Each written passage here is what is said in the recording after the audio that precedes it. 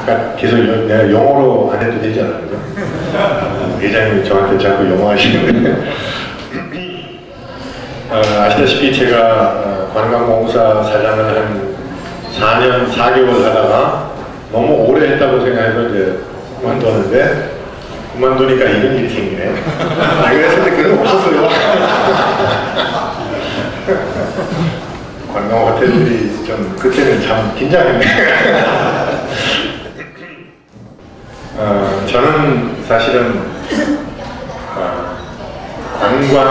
관광 산업은 희망 산업이다라는 말을 수없이 했어요. 이제 전국을 돌아다니면서 각계각층의 사람들 만나서 관광 산업의 어떤 그 천도, 그 선교 활동했어요. 관광의 천도사 됐었습니다. 저는 관광 산업이란 말로 상당한 어떤 열쇠 역할을 한다고 생각합니다. 물론 뭐 여러분들 잘 아시겠지만은 관광 산업은 어떤 다른 산업보다도 뭐 일자리 창출 그 유발 개수라든가 뭐 경제 부가가치 유발 개수나 이런 것들은 어떤 다른 산업보다 많은 것이 사실이에요.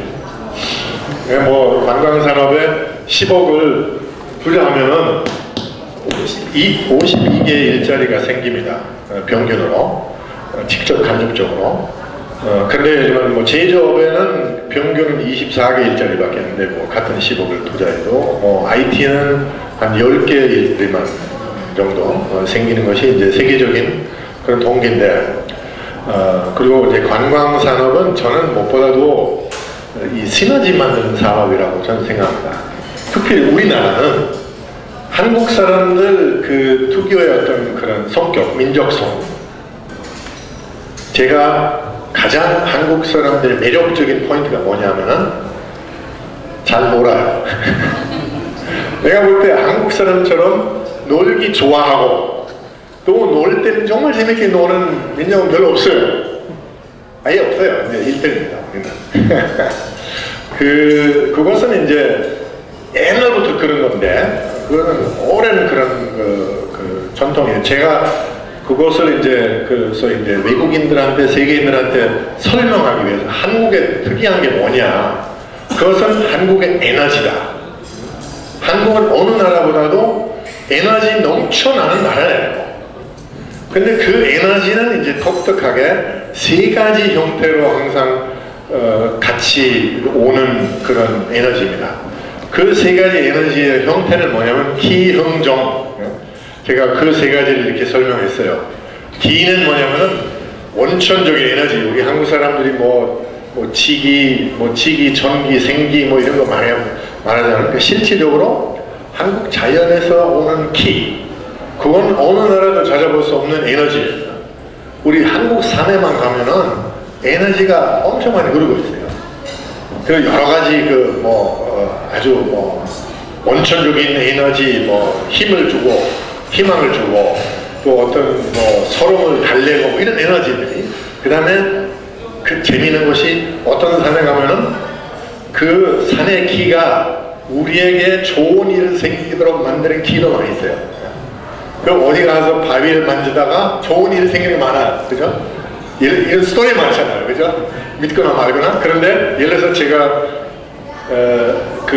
아주 소위 이제 스토리텔링의 어떤 하나의 모델 케이스로 뭘 했냐면은 치리산에 그 산천군이라고 있어요. 그 산천군에 가면 왕산이라는 산인데 그 산이 백두대간의 끝에 자리에 있어요. 이제 거기에서 기체험센터 만들어졌어요. 그러니까 원래는 그 시설은 국세 제작소로 설계됐었어요. 원래 이제 국세를 만드는 그 장인이 스캔들 나가지고 그거 이제 안 돼가지고 그래서 그때 마침 관광공사 사장 됐었어요. 그때는. 그래서 내가 거기 가니까 너무 괜찮다고 키가 잘 들어오고 있어요. 그래서 그것을 키 체험센터로 하자 군수한테 제안해가지고 그리고 스토리를 실질적인 스토리를 제가 2009년 봄에 거기 가는데 그 바위를 만졌어요. 근데 그 바위는 이제 옛날부터 이런 그 얘기가 있는데 그 동네는 이게 인물이 많이 나온 건데 조그만 동네인데 근데 그것은 그 산의 길을 받아가지고 이렇게 좋은 일들이 생겼다는 얘기예요. 그래서 나는 그 바위를 받아가지고 이렇게 길을 받으니까 기분이 상당히 좋더라고. 그런데 그 일요일 날인데 다음날 월요일날 청와대에서 전화 온 거예요. 공직에 추천하고 싶은데 괜찮냐고. 그래서 그 관광공사 사장 됐다는 얘기를 하면서 그 얘기를 하니까 사람들이 물려가는 거예요. 거기에 많은 사람들 가서 기 받고, 그러니까 기 받으니까 좋은 일이 생기더라고. 그래서 지금 한 5년간 이렇게 되는데 수많은 사람들이 무슨 진급하고 새로운 그 자리 들어가고 건강이 좋아지고 가족이 풍부해지고 하여튼 일들이 많이 생겼어요. 그래서 거기서 이제 기 체험센터 점점 확대됐어요.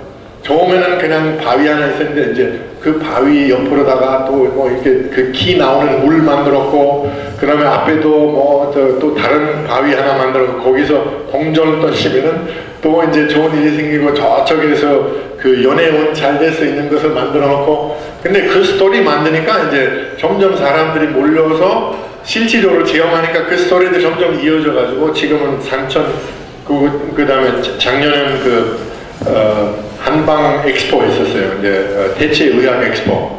그것도 대성공이었어요. 그래서 이런 스토리텔링이 이렇게 이루어진데, 근데 그 한국의 에너지가 실질적으로 있는 거예요. 그냥 스토리만 있는 게 아니라 그것은 누구든지 체험할 수 있는 부분들이에요. 기는 그런 것이고, 기는 물론 음식에서 나오는 에너지도 있죠. 우리 음식은 에너지 푸드이잖아요. 내가 외국 사람들한테 이렇게 얘기해요. 한국 음식은 왜 이렇게 에너지 많이 나오냐? 그건 뭐냐면은 우주적인 원리는 음식 철학 속에 있어요. 그 음양오행의 철학이 우리 음식에 100% 들어있거든요. 그 음양오행이라는 것은 뭐냐면 우주의 에너지가 5가지 흐름으로 있다는 거예요. 목화, 도, 금, 수의 그 흐름으로 존재하는데, 그 흐름들이 균형을 이루면은 에너지가 풍부해지고 힘이 많아지고 기분이 좋아지고 사람 행복해지고 그러잖아요. 그런데 우리가 일상생활할 때 에너지를 균형적으로 쓰는 게 아니라, 예를 들면 수송 에너지 많이 써버리면은 그거 다운되는 거죠. 그럼 균형이 깨지니까 사람은 피로해지고 피곤해지고 짜증나고, 그러면 병이 나고 이렇게 여러 가지 나쁜. 근데 식사할 때마다 우리 조상들이 식사할 때마다 이 기의 에너지, 그 에너지 흐름의 균형을 다시 잡을 수 있는 기회라고. 그래서 음식에다가 가진 양념이라는 건 뭐냐면 오행이에요. 그것은 5가지 맛을 다 골고루 한 끼 안에 들어있는 거예요. 그러니까 목화, 도, 금, 수, 그것은 목은 아시는 것처럼 신맛이고, 화는 쓴맛이고, 그 다음에 토는 단맛이고, 금은 매운맛이고, 그리고 수는 짠맛이에요. 근데 이 5가지 맛이 어떤 한국 음식이든 한 테이블 위에서 항상 있어요. 그러면 몸은 본능적으로 어떤 에너지가 부족한지 알잖아요. 그러면 그 에너지를 땡기는 거예요. 내가 어떤 날은 단맛이 땡기고, 어떤 날은 매운맛이 땡기고, 어떤 날은 짠 것이 상당히 맛있어요. 근데 그것은 내 몸의 필요성에 의해서 그렇게 되는 거예요. 그러니까 똑같은 음식 먹어도 맨날 똑같은 양의 반찬을 먹는 게 아니잖아요. 그렇죠?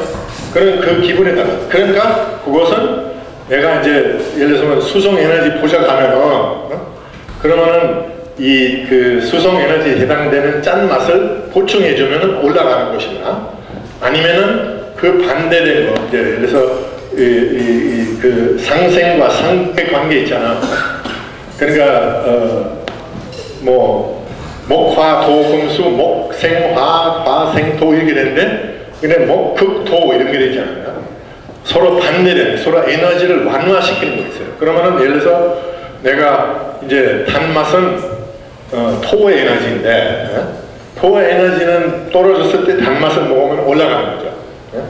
중심적인 에너지는 올라가는 거예요. 그러니까 단맛을 먹으면 힘이 생기는 거예요. 일단 사람들이 대부분. 근데 이 힘이 너무 많았을 때 그것도 균형 깨지가 또 안 좋은 거예요. 그래서 그 반대된 맛을, 그러니까 단맛을 억제할 수 있는 것은 토를 억제하는 것이 뭐예요? 아니 그 뭐 목화, 도, 금수 하나 거면은 저기 크기지. 그러니까 목극토예요. 나무는 땅의 기운을 뺏어가잖아요. 자라면서. 아니면은 도극수예요. 그러니까 물도 흙의 에너지를 뺏어버려요. 그러니까는 수성 에너지를 보충해줘. 수는 뭐냐면 짠맛이에요. 그러니까 단맛이 너무 강하면은 짠맛을 타면 단맛이 내려가거든요. 그렇잖아요. 아니면은 신맛. 예? 그러니까 토는 나무는 신맛인데 신맛은 단맛을 완화시키죠. 하여튼 그런 식으로 이제 한국 음식은 먹으면 이 내가 원하는 에너지를 골고루 다 있을까? 내가 본능적으로 먹고 싶은 거 먹게 되면은 결과는 먹고 나서 균형이 다시 잡힌 거예요. 그런 한식을 제대로 된 한식을 먹고 나서 에너지 업돼요. 대부분의 음식을 먹으면 피곤해져요. 너무 좀 과식하면은. 근데 한식은 제대로 된 한식은 그런 건 없어요. 그렇잖아요. 뭐 과식할 수도 없는 게 너무 다양하니까, 그죠? 그래서 이제 한국 음식은 에너지 푸드. 내가 외국 사람들한테 한식 한번 제대로 대접하고 뭐 아주 골고루 맛있는 그런 반찬이 다 있고 하면은 먹기 전에 한번 오링 테스트하고 해가지고 이렇게 에너지가 얼마나 많은가. 그 다음에 먹고 나서 다시 하니까 다들 에너지 업되는 건 다 확인해요. 그래요. 하여튼 그런 에너지는, 키라는 에너지는 우리 자연 속에, 음식 속에, 뭐, 그 다음에 이제 일상생활 속에 다 있어요. 그 다음에는 어떤 에너지는, 흥이라는 에너지는 뭐냐면, 신명나는 에너지 있잖아요. 우리는 한국 사람만 놀기 시작하면 끝이 없어요. 그렇잖아요. 저는 사실은 독일도 이 노는 게 좋아하는데, 예를 들면 우리 음주 문화 하나 보면, 독일 사람도 술 먹을 때는 많이 먹어요. 근데 독일에는 보통 이제 술 먹는 문화는 한 자리에서 모여서 먹고 얘기하고 술 먹고 이렇게 천천히 뭐 많이 먹는 사람들은 새벽 1시, 2시까지 먹죠. 그 다음에 헤어지고 집에 가요. 근데 한국에는 이제 지금 거의 40년 돼가는데 한국에 40년 동안 한 번도 술 먹기 시작하면은 그 자리에서 헤어진 거 못 봤어요. 몇 명은 집에 가지. 근데 몇 명은 2차 가고 또 나중에 3차 가고 지난번에 한번 또 그 3차까지 갔다가 어떤 분이 집에 가는 길에 대리기사를 꼬셔가지고 4차까지 가는 거예요.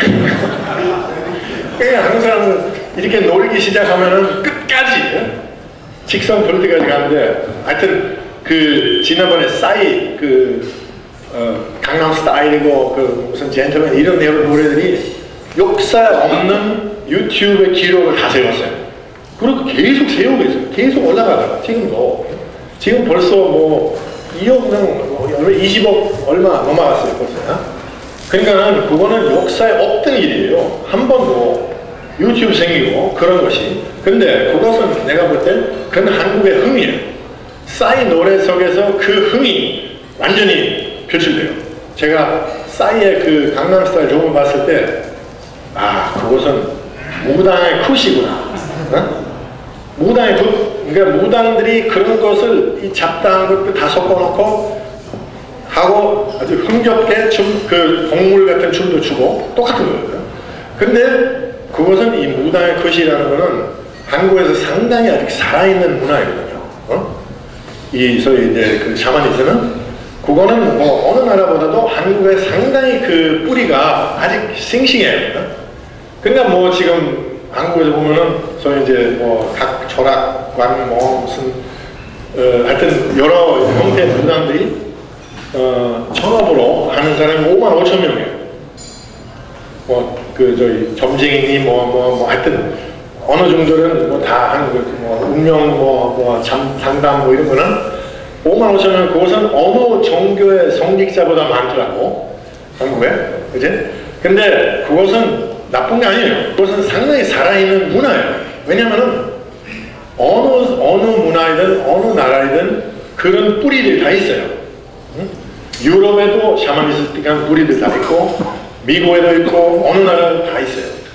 근데 싸이의 강남 스타일이 나오니까 그 무당의 어떤 몸짓과 그 상징들이 어느 문화에든 아이덴티파이 되더라고. 그래서 이 유튜브에 보시면은 강남 스타일의 그 패러디, 그 수십만 개 있더라고요. 근데 그 패러디들이 각 문화의 그 어떤 상징들 가지고 사인 만드는 것처럼 이렇게 만들었어요. 근데 그것을 보면 역시 그 문화의 그 원래 어떤 그 도덕적인 어떤 그런 신앙에서 나왔던 그런 의식들이 좀 섞어놓고 그런 요소들 많이 섞어놨더라고. 자기도 모르게 사람들이. 재밌어요. 근데 하여튼 그런 흥의 에너지는 우리는 어느 나라 봐도 넘쳐난 에너지 있어요. 그 다음에는 세 번째 에너지는 정이라는 에너지인데 따뜻한 감정. 한국 사람들처럼 이렇게 정이 강한 나라도 별로 없어요. 그놈의 정 때문에 뭐 여러 가지 일이 다 이렇게 생기지 않나요? 뭐 이게 다른 나라에서 팍 자르는 거 있는데 한국에는 그런 거는 그냥 봐주고 또 넘어가고 또 정 때문에 뭐 이렇게 하고 그 다음에 이제 아주 끈끈하잖아요. 한국 사람은 상 감성적이에요. 그렇죠? 감성적인 것이 뭐 이렇게 눈물도 많고 뭐 한국 드라마 보면은 꼭 이회당 한 번 이상 눈물 장면이 안 나오면은 시청률이 안 나오더라고. 그잖아요. 한국 드라마 꼭 감동적인 거 있어야지. 그래서 내가 볼 때 그 한국 드라마 한류가 그 감동이 짙은 것 때문에 매력이에요. 그러니까 일본이고 중국이고 뭐 동남아시아 쪽에서 이런 감성적인 표현을 하면은 너무 이상해져요. 근데 한국에서 이렇게 하니까 스토리는 별 말이 안 되는데 감동이 돼요. 보면은 진짜 야 이런 거 있어요. 근데 그것은 이제 정이라는 에너지예요. 그 에너지는 엄청나요. 제가 생각할 때 한국의 발전은 한국의 경제 발전도 정이라는 에너지 있기 때문에 그렇게 가능했다고 저는 생각해요. 왜냐면 이성적인 문화는 이성적으로만 계산하는 문화는 불가능한 일 앞에서 먼저 계산해요. 이게 왜 안 되고 왜 뭐 이렇게 분석해 가면서 그러면 아 이게는 가능성 별로 없다. 그러면은 아예 들어가지도 않아요. 그런데 이 감성적인 문화는 그런 계산 안 하고 우리가 한번 해보자. 무조건 그럼 밀어붙이는 거예요. 그러니까 한국의 발전을 보면은 뭐 무슨 그 중공업 만들고 뭐 무슨 조선 산업이고 뭐 자동차 산업, IT 산업 뭐 이제 뭐 나눠서 이런 것들을 기반 없는 것을 다시 시작한 거잖아요. 그죠? 뭐 한 그 지금 한 5, 60년 전만 해도 한국은 뭐 경제 뭐 물론이고 어떤 기반 하나도 없었잖아요. 그런데 그런가 막연하게 그냥 한번 해보자, 그러니까 만들어보자 하는 거는 정이라는 에너지 강하기 때문에 응? 그래서 밀어붙일 수 있는 거예요. 내가 볼 때. 그 다음에 이 정이라는 근데 이 세 가지 에너지들은 기형정 이런 에너지 항상 같이 오는 거 한국 정도예요. 어느 나라는 기도 있고 어느 나라는 hum도 있어요. 그 정도 있는 나라 있어요. 근데 항상 세 가지 같이 오는 거는 한국이에요. 그래서 한국은 엄청난 힘이 있는데 또 엄청 매력이에요. 그것은 이제 관광객들이 제가 이제 그렇게 계속 이렇게 떠들고 또 이제 마케팅 속에서 항상 집어넣어요. 그러니까 이제 지금은 관광객들 물어보면 한국의 매력은 뭐냐? 에너지다 그래요. 대부분. 5년 전에 안 그랬었어요. 근데 그것은 느끼는 거기 때문에 결국은 체험하는 거죠. 체험하는 건데. 근데 저는 이제 여기에서 이제 그 보면은 이런 에너지들의 그 쓸모가 뭐냐? 결국에는 창의력이에요. 이런 에너지를 우리가 제대로 해방시켜가지고 제대로 활용하고 제대로 시너지만 만들도록 할 수만 있으면 창의력이 엄청 많이 나올 수 있어요. 저는 한국 사람들처럼 창의적인 잠재력 있는 나라는 별로 없다고 생각해요. 한국 사람들의 끼, 깡, 괴, 뭐 이런 것들 다 있어요. 그리고 기회만 주면은 정말 창의적인 어떤 것을 만들 수 있어요. 물론 뭐 창의라는 것은 언제나 모방에서 시작한 거잖아요. 언제나.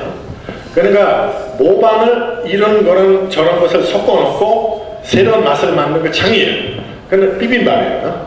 비빔밥이나 석고지게는 우리의 고유 음식인데 거기에서 장조의 가장 모델 케이스예요.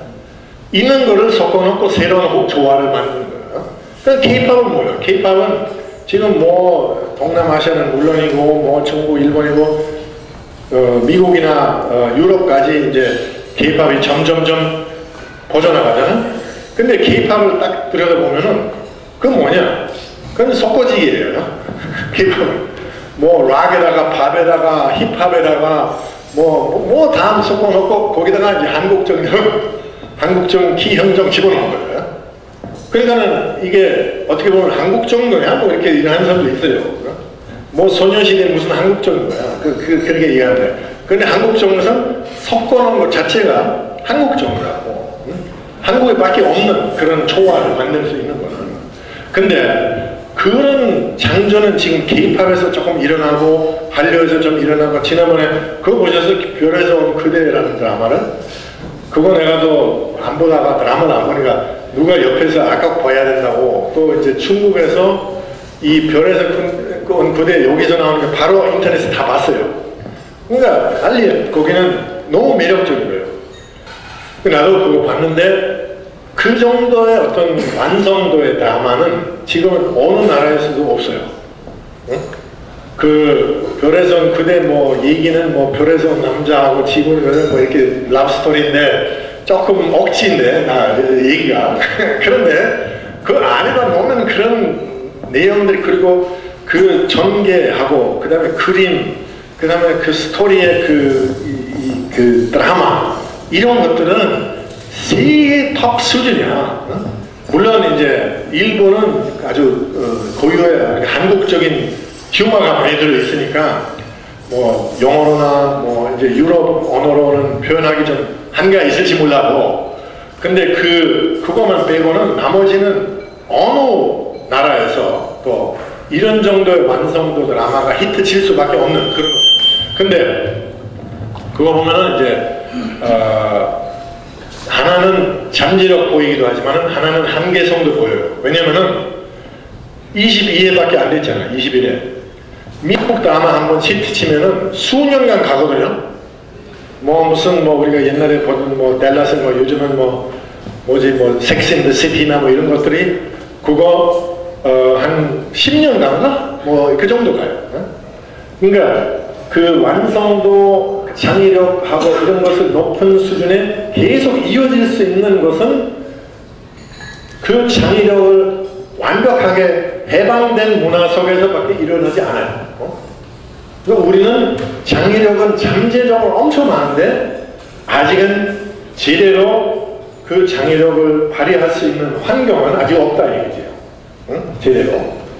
그래서 저는 관광은 답이다 이렇게 생각해요. 왜 그러냐면 관광이라는 것은 사실은 뭐 옛날 모두 한국에서 그런 개념이 좀 강한 게 이게 3D 산업처럼 생각한 거예요. 그래서 아까 그 호텔 얘기 나왔지만 호텔은 뭐 학교 옆에 못하는 거는 유해 시설이라고. 응? 그러니까 뭐 호텔을 생각하면 뭐 무슨 저기 뭐 삼류 뭐 라브호텔 생각하는데 그 관광 호텔이라는 것은 이게 첨단 기술이거든요. 창의적인 어떤 그런 것을 가미해서 성공한 거죠. 응? 예를 들어서 이 호텔은 지금 하드웨어 보면은 이거는 유해 시설인가요? 아니잖아요. 그죠? 이 정도 돈 들어서 이렇게 디자인도 꽤 괜찮게 했잖아요. 그렇잖아요. 그건 상당한 상상력과 상당한 그 감각 뭐 이런 거 다 들어가잖아요. 그건 첨단 기술이잖아요. 그렇잖아요. 소프트웨어는 아직 안 돼서 그렇지. 그런 문제인 거예요. 근데 하여튼 우리는 이제 관광산업은 3D 산업 아니고 관광산업은 첨단 창조산업이거든요. 그런 식으로 패러다임 바꿔야 된다고 저는 생각해요. 근데 그 바꿔서는 어떤 결과가 나올 수 있냐면은 관광 문화가 제대로 정착하면은 그 창조 문화가 정착한다는 거죠. 사람들이 새로운 발상, 새로운 아이디어, 새로운 그 세계적인 어떤 그런 발명, 언제서 나와요? 언제서 생깁니다. 쭉 역사를 보면은 책상에 앉아서 9 to 5 공부하면서 이런 데에서 나오진 않아요. 대부분 가장 획기적인 아이디어들이 어디서 나오면은 노는 도중에 나와요. 여행하는 도중에 환경을 한번 바꿔놓고 새로운 거 보고 느끼고 체험하면서 새로운 아이디어가 나오는 것이 세계적인 공통점이에요. 그러니까 관광 문화가 발달하면 그 나라가 부가가치 올라가고 그 나라의 어떤 그 산업이 창의적인 산업이 많이 발달해요. 독일은 많은 그 예를 들자면 중소기업의 그 기술 혁신이고 무슨 전문성이고 모범적이 많잖아요. 근데 독일은 관광 산업 엄청 잘 발달되어 있어요. 독일 사람들은 사실 세계 그 관광의 챔피언들입니다.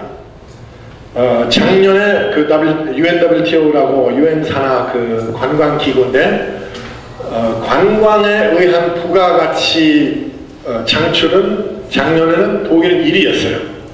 그것은 뭐냐면은 이 외국 관광객 독일 들어오는 게 아니라 부분이고 독일 사람들이 세계로 나가는 것이 큰 부분이고 사실 독일 사람들은 지금은 독일 인구가 한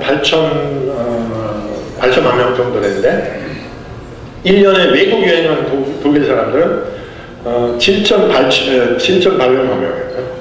그러니까 거의 한 사람 한 번씩 외국에 나가요. 1년에.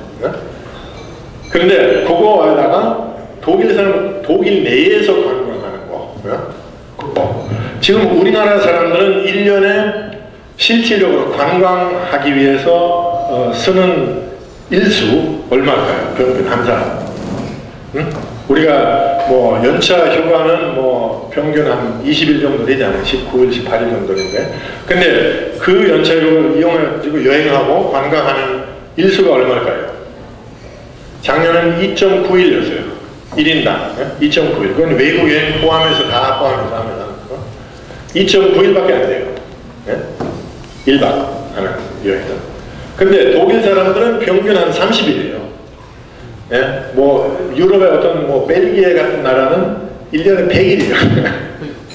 여행 일수가. 근데 보면은 이 여행 많이 하고 관광 많이 하는 나라들은 상당히 아이디어 많이 나와요. 그 독일은 뭐 그 슬로건 뭐 독일의 관광 슬로건 없지만 독일의 그 나라 그 모토가 아이디어의 나라, das Land der Ideen 뭐 이렇게 했었어요. 근데 그건 사실이에요. 거기는 많은 아이디어 많이 나와요. 물론 뭐 이제 우리 현재 어떤 그런 문화를 이끌어가는 것은 어떻게 보면 미국이에요. 미국에서 가장 많은 아이디어 나오는 데가 어디냐면 뭐 저기 미국 그 남쪽에 뭐 실리콘밸리니 뭐 나파밸리 뭐 그쪽에 아이디어 뱅키잖아요. 그런데 거기 아이디어 이렇게 많이 나올 수 있는 거는 내가 볼 때 그게 놀기 좋은 환경이에요. 실리콘밸리 그런 데 가보면은 그 바로 옆에 라스베가스이지 뭐 그 놀기 좋은 땅이에요. 거기는 뭐 레저 문화 뭐 무슨 뭐 노는 문화 뭐 무슨 엔터테인먼트 공연 뭐 이런 거 엄청 많아요. 소위 관광 가치가 상당히 높아요. 그리고 거기에 관광 문화가 상당히 발달되어 있어요. 그래서 거기서 이런 아이디어 많이 나오는 것은 그 바로 그것 때문이라고 생각해요. 그래서 저는 이제는 우리 관광 문화를 우리나라에 한번 제대로 한번 해보자. 한국 사람들은 이 놀기 좋아하고 여행하기 좋아하는 민족이잖아요. 그죠? 그것을 우리가 한번 우리 포르테를 우리 장점으로 삼고 한번 제대로 한번 개발하자. 그래서 제가 관광공사 시장 2009년 시작했잖아요. 그때 바로 제가 이제 관광 분야에 우리가 벤처 개념을 만들자. 예를 들어서 우리나라 지금 잘하는 게 보면은 예를 들면 IT 산업은 한 20, 30년 전에 한국에 IT 산업은 어디 있었어요? 하나 없었잖아요. 근데 IT 산업이 이렇게 다른 세계적인 수준까지 올라갈 수 있었던 것이 그 IT 산업에 대한 지원을 대폭했어요. 국가적으로 모든 부서를 다 조언해서 그 IT에서 새로운 창업을 쉽게 만드는 제도를 다 만들었어요. 그래서 규제 완화를 많이 했어요. 그래서 뭐 코스닥도 만들고 뭐 창업을 아주 쉽게 만들었어요. 그리고 뭐 창업 펀드도 만들고 기부, 뭐 신보 이런 걸 만들어서 그런 환경을 조성해가지고 그 IT 분야에서 아이디어만 있으면 사업화될 수 있는 그런 지원 제도를 만들었어요. 그러니까 많이 됐어요. 물론 뭐 망한 것도 많았지만 결과는 지금의 IT라는 여기까지 올 수 있었던 것은 그것 때문이죠. 그래서 관광산업은 우리가 이제 한번 제대로 된 그 산업으로 만들자. 첫 번째는 한국은 관광 자원 무지 많다는 것을 우리가 인식하잖아요. 그죠? 뭐 자연이고 문화이고 뭐 케이팝이고 뭐 쇼핑이고 뭐 한국의 그 관광 자원 매력 덩어리예요. 보면은 한국에 지금은 예를 들어서 뭐 외국 사람들이 나가서 우리도 나갈 때 관광할 때 가장 매력적인 게 뭐예요? 어떻게 생각해요? 세계적으로 관광객들이 가장 선호하는 소위 이제 관광의 어떤 그런 형태 뭘까요? 1위 관광하면서 즐겨하는 거 쇼핑 1위예요. 세계적으로 어디든지 우리 한국 사람 나갈 때도 마찬가지야. 그잖아요. 유럽에 가면 쇼핑이지 중국에 가면 쇼핑이 1위예요. 근데 한국은 쇼핑의 패러다이스예요. 지금 한국처럼 쇼핑 좋은 나라가 없어요. 우린 저 동대문 가면은 패션 쇼핑, 동대문 그 패션 타워들 있잖아요. 24시간 하잖아요. 그러니까 다른 나라에서 야시장 있기는 야시장 되면 싸구려 하는 거 별로 재미없는 물건인데 동대문 가면은 젊은 디자이너들이 최첨단 패션을 24시간 동안에 팔아요. 새벽 3시에 가가지고 디자이너 옷을 사서 있는 건 한국밖에 없어요. 예를 들어서. 그런데 그거는 뭐 이제 한 가지인데, 우리는 뭐 뭐 전통적인 뭐 이런 것들 재미있는 기념 보면 뭐 신사동이 삼청동 이런데, 그 다음에 뭐 이 가장 그 유명 그 디자이너 뭐 정담동 뭐 로데오 거리 이런 거는 세계적인 그런 명품 브랜드들이 이태리나 프랑스나 독일이나 미국보다도 여기 샵이 커요. 한국에. 보니까 뭐 무슨 많은 브랜드들이 뭐 루이비통도 파리에서 제일 큰데 매점이 두 번째는 뭐냐면 인천공항이야. 그것도 세계에서 공항에서 루이비통 하나밖에 없잖아요. 그지? 세계적으로. 하여튼 쇼핑은 한국은 1등인데 그것은 관광 상품이요. 그건 지금 뭐 작년에 1220만 명 그건 아무것도 아니에요. 지금 중국만 해도 중국에는 작년에 중국 사람들이 이제 외국 나가는 건 한 9천만 명 나갔어요. 근데 그 중에는 한 7천만 명 정도는 홍콩, 마카오, 대만 갔었다. 중국, 그러니까 여권 필요 없이 갈 수 있는. 나머지 여권 발급받고 나는 한 2천 몇만 명밖에 안 돼. 그 중에는 1인 한국이에요. 1인 한 440만 명 한국에 갔어요. 제일 많이 갔었어요.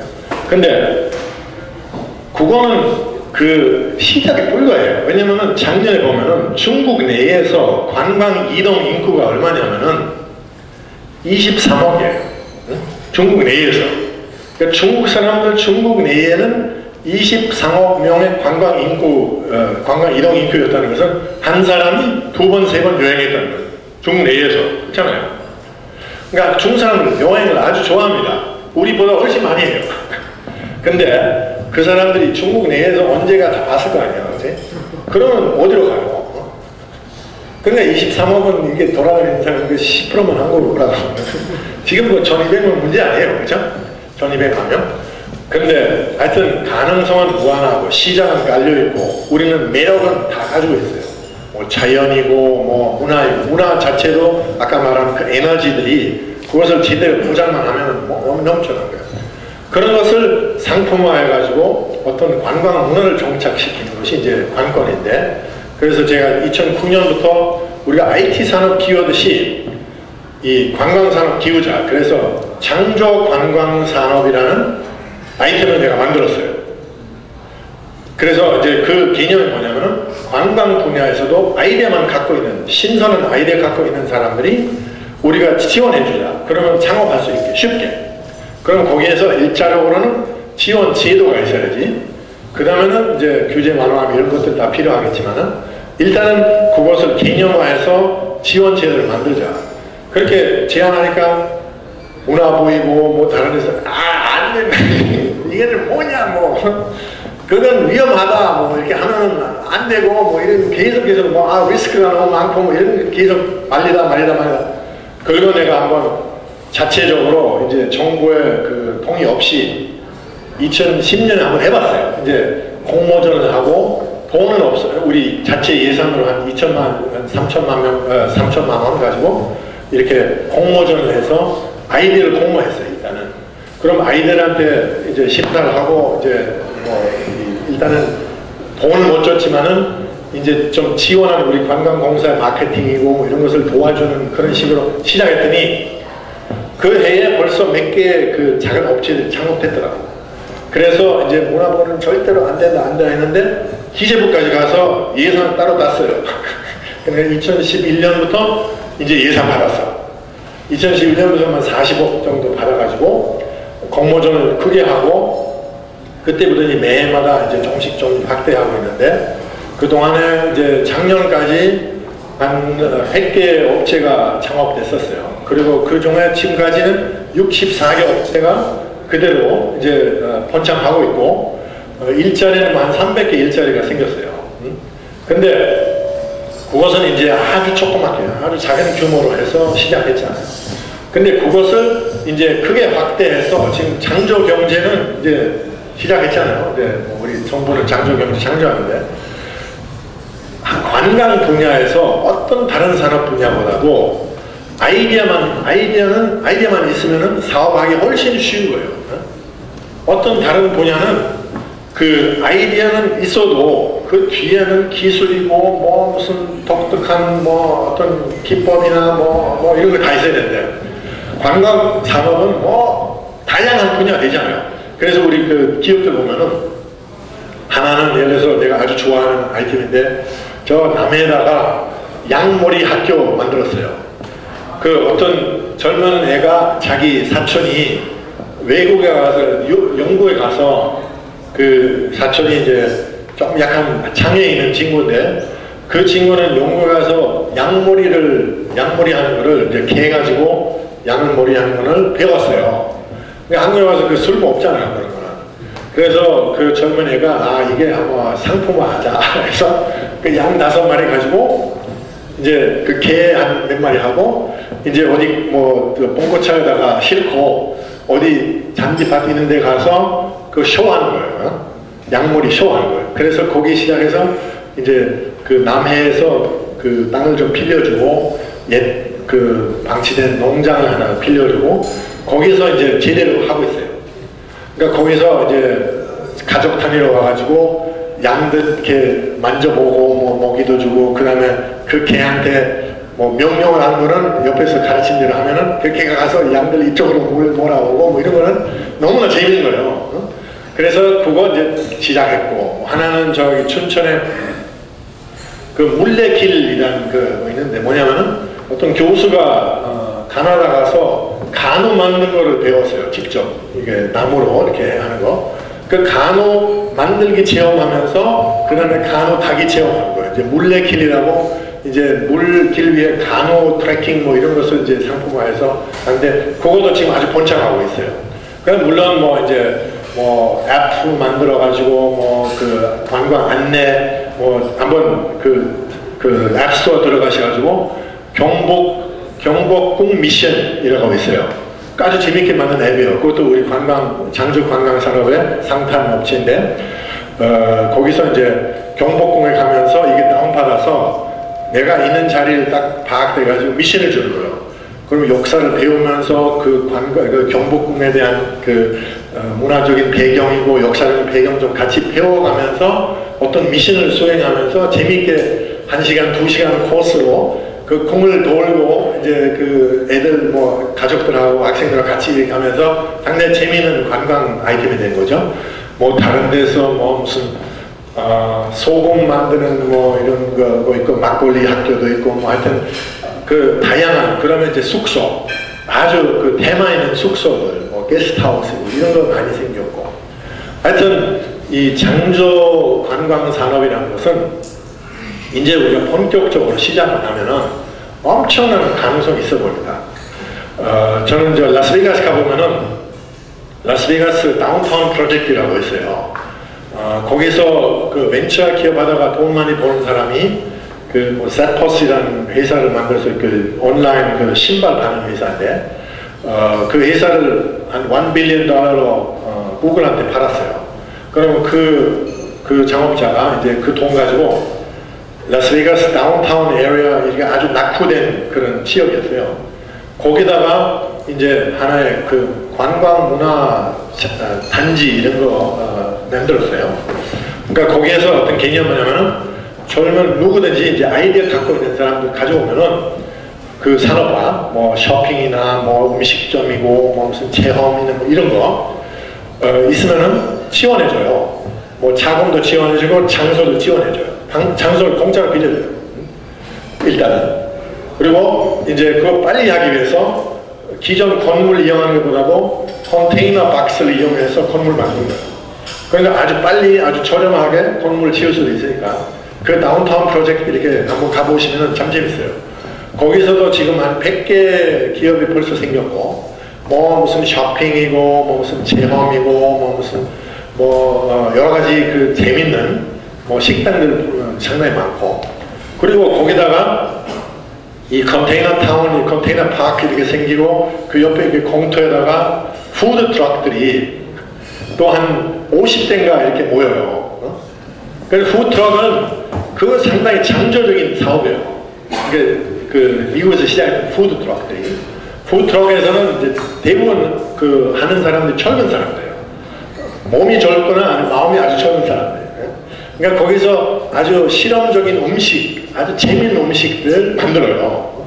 그러니까 빨리 만들 수 있고 쉽게 만들 수 있는 그런 뭐 서서 먹을 수 있는 그런 음식들인데, 근데 거기에서 음식 문화의 어떤 그 혁신 거기서 일어나더라고. 새로운 맛들이 나와요. 그래서 아주 그 성공적인 거 푸드트럭 중에 하나 그 김치 타코, 또 고기 타코라고 있어요.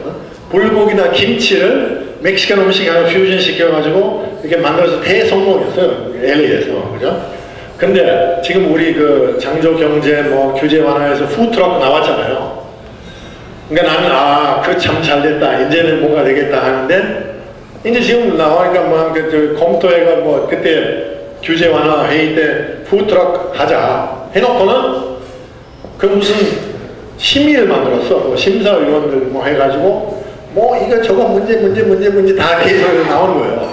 그래서 결론은 지금 뭐냐면 푸드트럭은 하되 유원지에서밖에 안 돼요.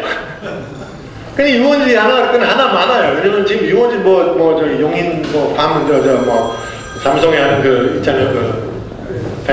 무슨 랜드지 에버랜드나 뭐 이런 데는 지금은 이런 푸드트럭 들어갈 틈이 없어요.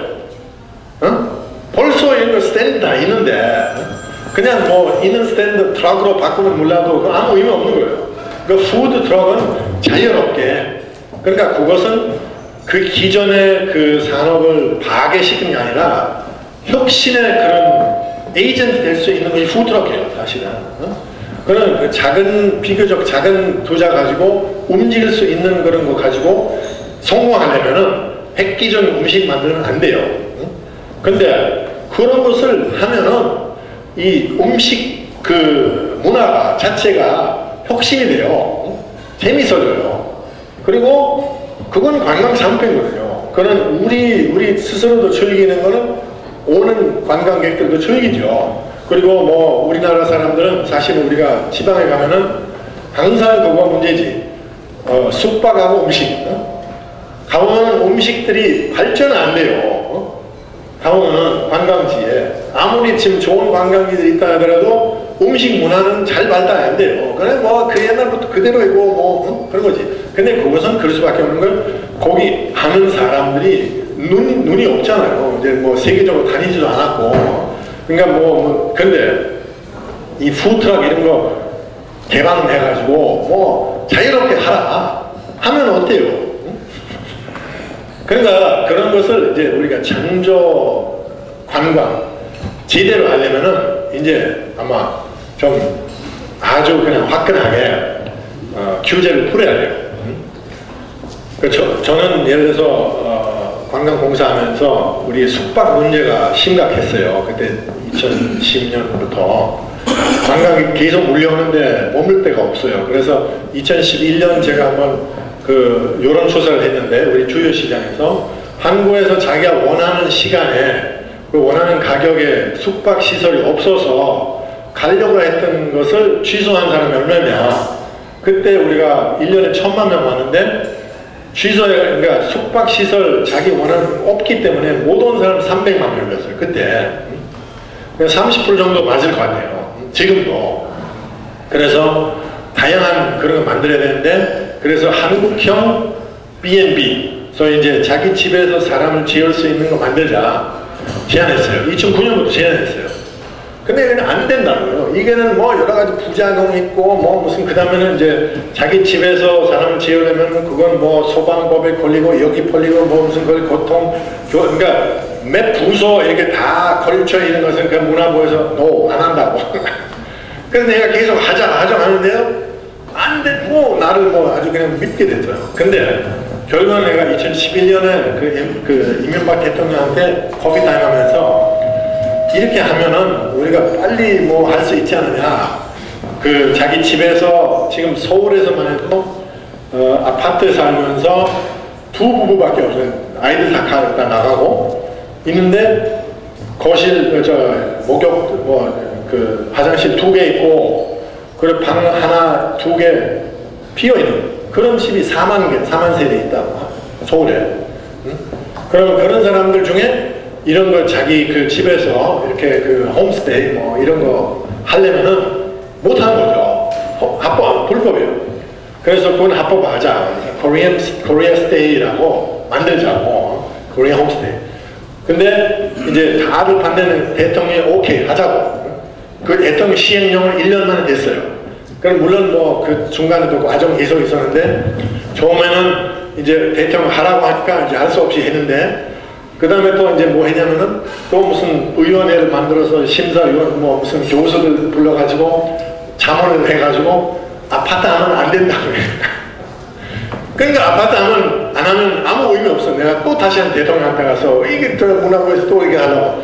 그래서 하라. 해서 결국 1년 만에 도시민박업이라는 것을 시행령으로 새로 그 모든 각 부서에 있는 법을 다 초월해서 시행령으로 이렇게 합법화 만들었어요.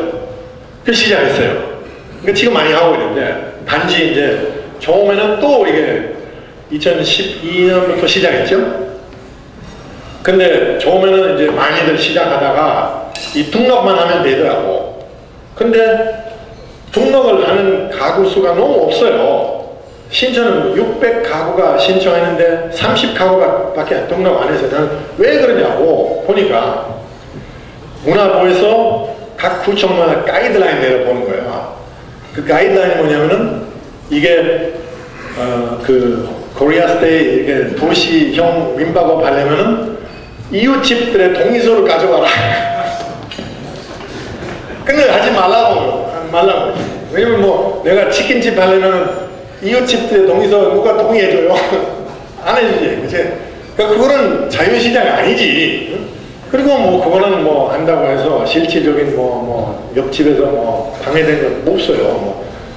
그런데 하여튼 그거는 이제 다시 가서 또 하고 이제 완화됐죠. 이제 구청에서 뭐 그냥 알아서 하게 내버려 두는데 그래서 지금 많이 하고 있어요. 근데 하여튼 이런 장조 관광 산업을 우리가 한번 제대로 활성화하려면은 결과는 정말 장조적인 어떤 그런 그 잠재력을 우리가 해방시켜야 돼요. 응? 한국에서 장의력 깔려있어요. 응? 우리 젊은 사람들 물론이고 기성세대에서도 다 있어요. 그런데 그것을 해방시켜야 돼요. 응? 물론 거기서 교육도 상당히 중요하죠. 우리 교육은 지금 창의성을 다 없애잖아요. 그죠? 교육부터 창의적인 교육을 우리가 정말 한국에 맞는 창의적인 교육을 한번 만들 필요가 있다는 분명하고. 그리고 하여튼 그 해방시키는 그런 마인드. 우리는 좀 이렇게 그 우후죽순적으로 뭘 생기면은 걱정하는 사람이 많은데 그건 뭐가 걱정이야? 혼자 하는 거지, 그죠? 우후죽순이 새로운 것들이 생기면 뭐가 문제냐? 그 중에는 살아남는 것은 가치가 있고 재미있고 또 매력 있는 건 살아남는 거고, 그거 살아남지 못한 거는 그러면 뭐 답이 나온 거죠, 그죠? 근데 그 기회를 일단 줘야 될 거예요. 그래서 저는 이제 그 아주 그 대대적인 혁신, 대대적인 어떤 장적 경제를 만들기 위해서 관광에서부터 한번 확 풀자, 그런 주장을 계속 하고 있는데 문제가 되겠지. 그래, 하여튼 오늘은 뭐 이렇게 아침에 이렇게 호텔에서 또 아주 뭐 즉흥적인 이런 그 깜짝 쇼 해가지고 있는데 취지에 맞는 것 같아요. 이것도 하나의 장소 관광 산업이죠. 우리 저 회장님한테 박수 쳐야 되겠어요. 감사합니다.